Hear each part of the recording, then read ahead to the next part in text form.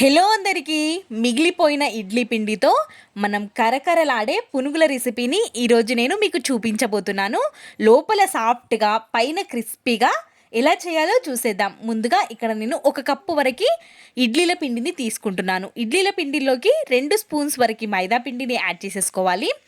ఇప్పుడు కొంచెం పచ్చిమిర్చి తరుగు, ఉల్లిపాయ తరుగు, అదేవిధంగా కొంచెం కొత్తిమీర తరుగు, పసుపు, ఉప్పుని యాడ్ చేసేసుకొని మంచిగా ఒక్కసారి మిక్స్ చేసేసుకొని పక్కకి డీప్ ఫ్రైకి ఆయిల్ పెట్టుకున్నాను. ఆయిల్ మంచి హీట్ అయిపోయిన తర్వాత లో టు మీడియం ఫ్లేమ్లో పెట్టేసుకొని మనం పునుగుల్ని వేసేసుకోవడమే.